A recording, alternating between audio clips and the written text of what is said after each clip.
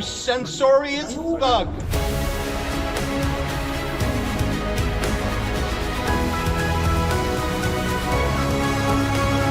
Tonight, Mark Carney meets with Donald Trump, and it was a love-in. It's May 6th, and this is the Ezra Levant Show. I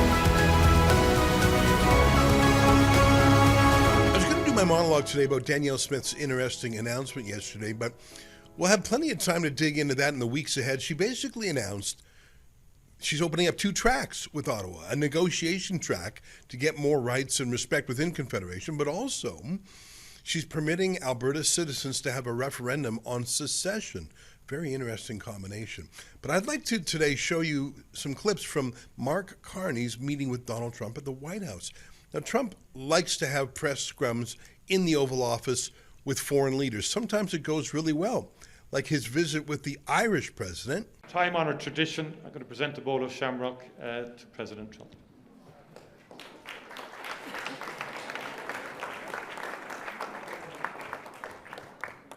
Boy, they were nervous that would go sideways because all the Irish politicians take shots at Trump. I don't think he even knew it.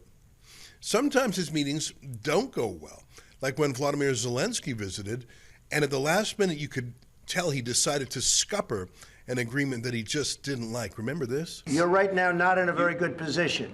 You've allowed yourself to be in a very bad position, and he happens to be right about it. From the very beginning of the war. You're not in a good position. You don't have the cards right now.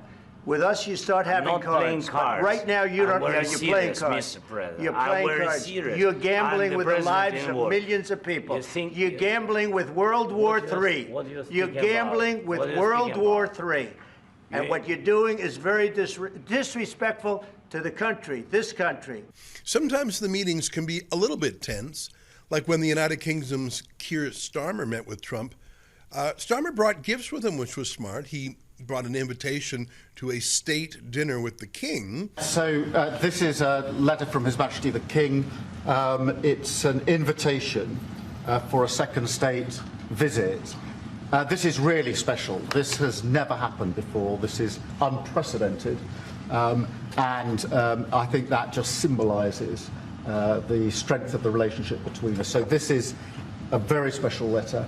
I think the last state visit was a tremendous success. It was. His Majesty the King wants to make this even better. But Trump and J.D. Vance had their own plans. They took Starmer to task publicly for the UK's infringements on freedom of speech. Great. Yeah, look, I said what I said, which is that we do have, of course, a special relationship with our friends in the UK and also with some of our European allies. But we also know that there have been infringements on free speech that actually affect not just the British, of course, what the British do in their own country is up to them, but also affect American technology companies and by extension American citizens. So that is something that we'll talk about today at lunch. We've had free speech for a very, very long time in the United Kingdom, and it will last for a very, very long time. So which one of these precedents would it be with Mark Carney? The friendly Irish visit, the disastrous Ukrainian visit, or the half-and-half UK visit? Well, I mean, Carney had some brutal things to say about Trump during the election campaign up here, but I honestly don't think the White House even pays much attention to Canada at all, let alone our campaigns. Half the time when Trump tweeted about the election, I honestly don't think he knew Carney's name. And there were moments when it seemed like Trump still thought Trudeau was around, which he's not. Here's what Commerce Secretary Howard Lutnick had to say just yesterday, which again sounds a bit boilerplate, you know what I mean, like that? It sounds like a prefabricated statement. Can we make a deal with Canada? I think it's really complex. I think this is really complex because they have been basically feeding off of us for decades upon decades upon decades, right? They have their socialist regime, and it's basically feeding off of America. I mean, the president calls that out all the time. Why do we make cars in Canada? Why do we do our films in Canada? Come on. So I think the president's going to have, I think it's going to be a fascinating meeting. I'm glad I'm going to be there listening, but it's going to be a fascinating meeting tomorrow. But I watched the whole meeting today, and I have to say, from Mark Carney's point of view, really couldn't have gone much better, with one exception that I'll mention. But here, the whole public press conference was over half an hour, but much of it was Trump talking about other matters, like the Houthi terrorists in Yemen, who apparently have agreed to stop being terrorists, and a teaser about an announcement from the Middle East that's yet to come. But here are 10 clips from the parts that do pertain to Canada. I think they're interesting. I'll show you the 10 clips. I think the most startling thing for many Canadians, especially Liberals, the kind who said elbows up, the kind who told pollsters that fighting back against Trump was their top issue, was Trump celebrating Carney's victory. And in fact, taking some credit for it, right off the top. It's a great honor to have Prime Minister Mark Carney with us. As you know, just a few days ago, he won a very big election in Canada. And I think I was probably the greatest thing that happened to him, but I can't take full credit. His party was losing by a lot, and he ended up winning. So I really want to congratulate him. It was probably one of the greatest comebacks in the history of politics, maybe even greater than mine. But I want to just congratulate you. That was a great election, actually. I honestly don't know what to make of that. I don't understand how Trump could favor a globalist, environmentalist extremist, a former board member of the World Economic Forum. I mean, put aside Carney's personal insults to Trump. How would Trump prefer a socialist, woke tax hiker? I just don't get it. Here's another clip where Trump says Mark Carney wants to end the war in Ukraine. I think we have a lot of things in common. We have some tough points to go over, and that'll be fine. We're going to also be discussing Ukraine, Russia, the war, because Mark wants it ended as quickly as I do. I think it has to end. Now, I'm sure in a way that's true. I suppose everyone wants an end to the war, but it's certainly a change of politics and policy from Trudeau, who talked about supporting Ukraine no matter what, all the way to the bitter end. Or maybe Carney just didn't have a chance to get a word in edgewise. I'm not sure. Now, Carney spoke next, and it was actually the most incredible part. It was a love-in. He said he admires Trump. He respects him. He loves his leadership. I mean, holy moly. I tell you, he couldn't have been more different a week ago. Take a look. Mark, would you like to say a few words? Well, thank you, Mr. President. I'm on the edge of my seat, actually. But thank you for your hospitality and above all for your leadership. You're a transformational president, focus on the economy with a relentless focus on the American worker, securing your borders, ending the scourge of fentanyl and other opioids, and securing the world. And I've been elected with my colleagues here, with the help of my colleagues here. I'm going to spread the credit to transform Canada with a similar focus on the economy, securing our borders, again on fentanyl. Much greater focus on defense and security, securing the Arctic and developing the Arctic. And you know, the history of Canada and the U.S. is we're stronger when we work together, and there's many opportunities to work together. And I look forward to, addressing some of those issues that we have, but also finding those areas of mutual cooperation so we can move forward. That's great. Very nice. Thank you very much. It's a very nice statement. Hang on. Does Mark Carney really have a mandate to transform Canada? Does he really? In what way? I don't think he's actually told us. Then Trump came with more praise. I don't believe for a minute that Trump watched the debates, but here's what he said about them. I have a lot of respect for this man, and I watched him come up, in a sense, through the ranks when he wasn't given much of a chance, and he ran a really great campaign. He did a really great debate. I think that debate was very helpful. I was going to raise my hand. I don't know if that's good or bad. I shouldn't say that. That might hurt you. But no, he ran a really great election, I thought. And yeah, something could happen. And here's something that seems surprising. Trump said he wanted nothing from Canada except friendship. Concession you want out of Canada, the top concession you want out of Canada. Concession? Yes. Friendship. But that's not a concession. No, we're going to be friends with Canada. Regardless of anything, we're going to be friends with Canada. Canada is a very special place to me. I know so many people that live in Canada. I don't really think that's true. In fact, in the following moments, Trump did bring up his issues. Then came the 51st state thing, and Trump explains it again, that it was Trudeau who put the idea in his head, which we know from others is how it happened. Trump tones it down a bit with Carney right there, but later starts to dream out loud about it again. Mr. Prime Minister, I'd like to get your response to this too. But Mr. President, you had said that Canada should become the 51st state. No. Well, I still believe that, but takes two to tango, right? But no, I do. I mean, I believe it would be a massive tax cut for the Canadian citizens. You get free military, you get tremendous medical cares and other things. There would be a lot of advantages, but it would be a massive tax cut.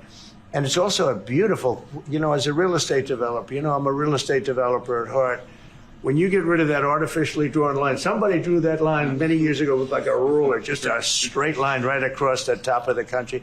When you look at that beautiful formation when it's together, I'm a very artistic person, but when I looked at that beauty, I said, that's the way it was meant to be.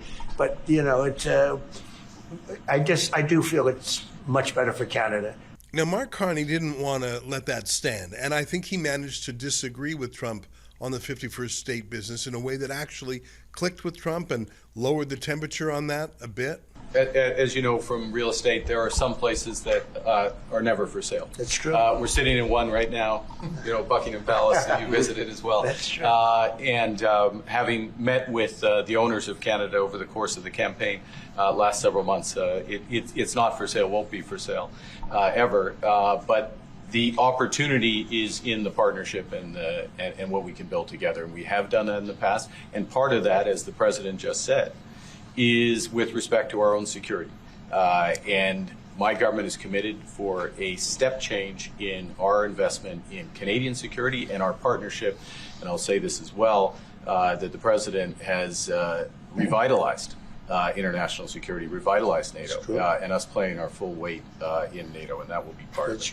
And then Trump tore a strip off Chrystia Freeland. I won't say this about Mark, but I didn't like his predecessor. I didn't like a person that worked for. She was terrible, actually. She was a terrible person. And she really hurt that deal very badly because she tried to take advantage of the deal and she didn't get away with it. You know what I'm talking about. But we had a bad relationship having to do with the fact that we disagreed with the way they viewed the deal, and we ended it. We ended that relationship pretty much. The USMCA is great for all countries. It's good for all countries. We do have a negotiation coming up over the next year or so to adjust it or terminate it. I've got just two more clips I want to show you. Here's Trump when he was asked if there was anything anyone could do to make him lift the tariffs. Mr. President, is there anything the Prime Minister can say to you today to change your mind on tariffing Canada? Tariffing cars? Tariffing Canada. Is there anything he could say to you in the course of your meetings with him today that would get you to lift tariffs on Canada? No. Why not? Just the way it is. Now, Carney weighed in again, suggesting that he has some issues he wants to raise with Trump about those tariffs.